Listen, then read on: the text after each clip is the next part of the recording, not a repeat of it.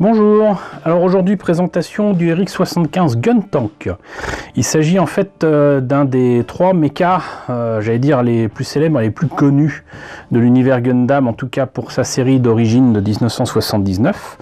En fait, il n'y a pas que le Gundam qui agit dans cette série, vous avez deux autres mechas qui sont donc le Gun Tank et le Gun Cannon, qui sont également livrés à de très jeunes pilotes par l'équipage de la White Base, et tous ces mechas sont chargés en fait ni plus ni moins que de la protection, parce que c'est plus de la défense que de l'attaque, de la protection de la White Base contre les attaques des forces de Zéon.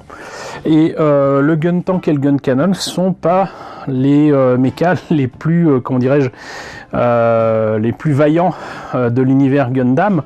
C'est même supposé être, sinon de vieux mechas, en tout cas des mechas totalement obsolètes face à, je dirais, la férocité des forces de Zéon, avec des Aku 2, avec des Aku 1 même, le Gouffre et bien d'autres mechas qui leur sautent dessus, mais ils arrivent quand même à en tirer le meilleur, hein, même s'ils arrivent souvent en pièces. Donc voilà le RX75 Gun Tank. Comme vous le voyez, en fait, c'est ni plus ni moins que un robot avec des gros canons sur les épaules, d'autres canons à la place des bras et à la place des jambes carrément, donc un tank, hein, des chenilles. On voit qu'il n'est pas de toute première jeunesse, hein, mais donc il est là aux couleurs vraiment de la première série de 79.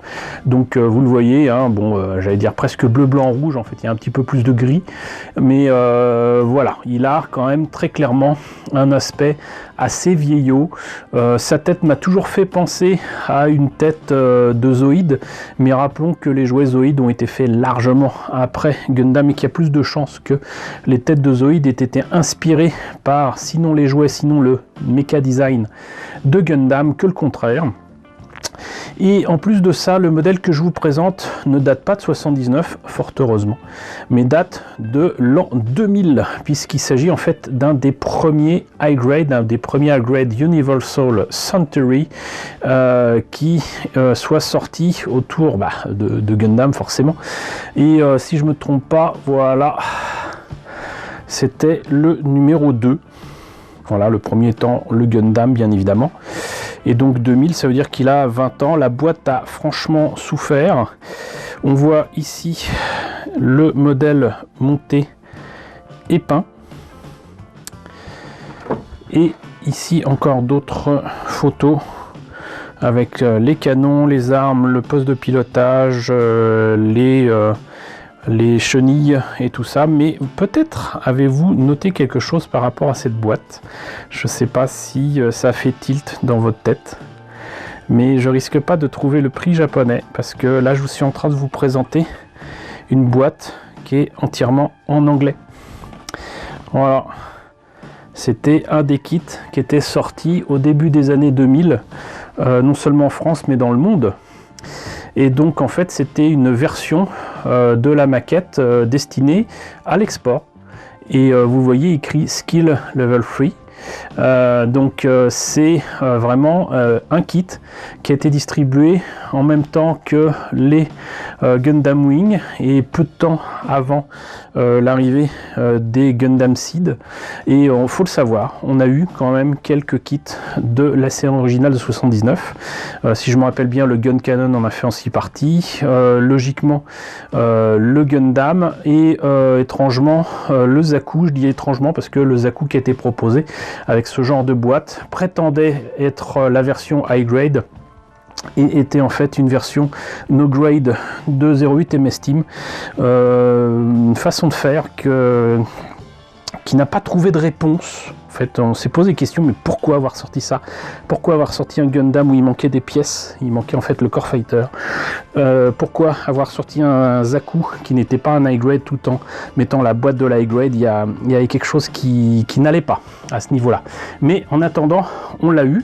Normalement, j'ai une autre boîte. Alors, je ne saurais dire si c'était la boîte japonaise du coup que j'ai ou si c'était encore une boîte comme ça, on va dire européenne. Mais malheureusement, j'ai pas remis la main dessus et je n'ai remis la main qu'en fait que sur cette vieille boîte. et sur le kit que j'avais monté il y a 20 ans en fait. Donc voilà, j'ai malheureusement pas plus à vous montrer que cette boîte pour l'instant, pas de work in progress, rien du tout.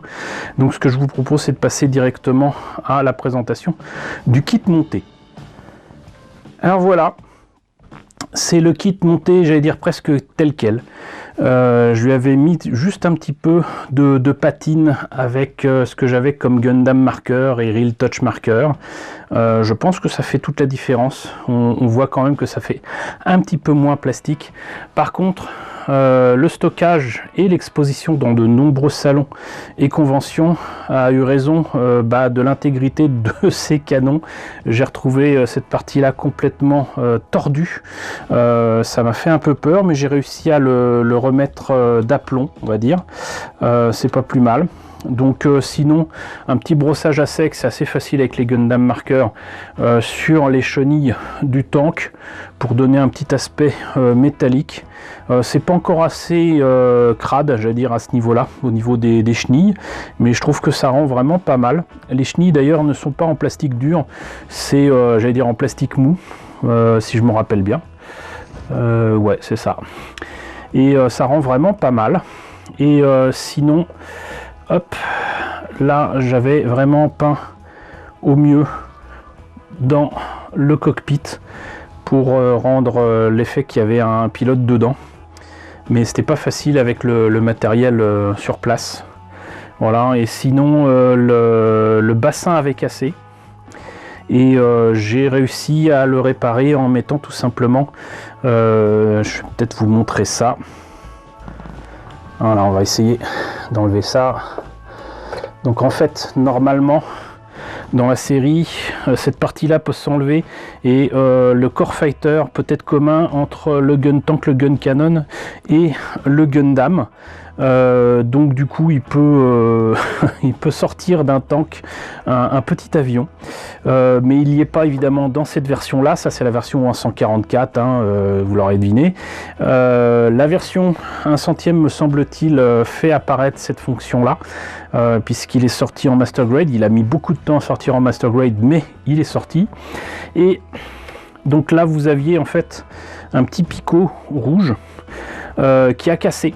Voilà, ça avait cassé et vous voyez que tout à l'heure, en fait, j'ai collé la pièce plastique que j'ai mis. En fait, c'est un bout de grappe qui était de la même épaisseur que le picot qui était là avant.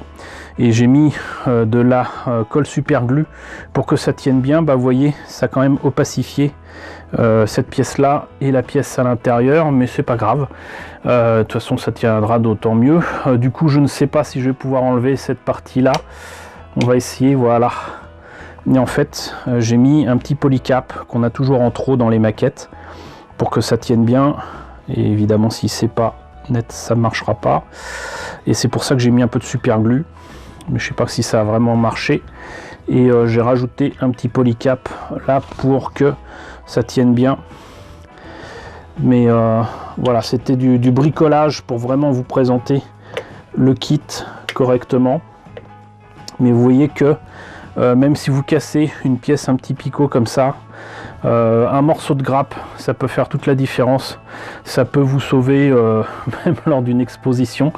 Voilà, et là ça rend très bien. De toute façon, on ne voit pas. Donc j'aurais mis de la colle, ça aurait moins bien tenu. Parce que du coup, c'est ni plus ni moins que du pinning là. Donc là, ça tient bien et c'est pas mal. Donc moi j'ai presque hâte de retrouver la version qui n'est pas montée pour le faire à ma sauce, certainement à des couleurs différentes. Autant le bleu ça va, autant le rouge je le verrai un petit peu plus marron. Le jaune peut-être un petit peu plus génial. Marron également. Et puis les bras et tout ça, très clairement beaucoup plus métallique. En tout cas pas aussi plastique.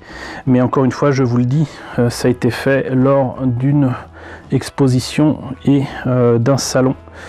Et voilà. Donc vous voyez que pour un truc à 20 ans, ça reste sympa, mais on est très très loin de la qualité ou comment dirais-je, j'allais dire de la jouabilité, de la joie même de monter son kit. Ce que j'ai pu ressentir par exemple avec le Gun Tank de Gundam The Origin. Cette maquette là est juste exceptionnelle. Le design est exceptionnel aussi et ça fait vraiment beaucoup plus tank et beaucoup plus mastoc. En plus de ça, les parties au niveau des chenilles, c'est également articulé, c'est la folie. Là c'est quand même assez limité, mais ça reste quand même assez sympa. Et de mémoire, c'était pas bien cher, hein. Je crois que c'était plus ou moins autour de 1000 yens, peut-être même 800 ou 900 yens. Les premiers high grade étaient vraiment à prix vraiment très modéré. Donc voilà, écoutez, c'était le Gun Tank, le RX-75, le compagnon de bataille du Gundam. J'espère que cette présentation de cette vieille maquette de 20 ans vous a intéressé. N'hésitez pas à me dire ce qu'il en est dans la section commentaires. N'hésitez pas à liker, n'hésitez pas à partager, n'hésitez pas à vous abonner si ce n'est pas déjà le cas. Coucou aux nombreux abonnés qui nous ont rejoints ces derniers temps, bienvenue ici.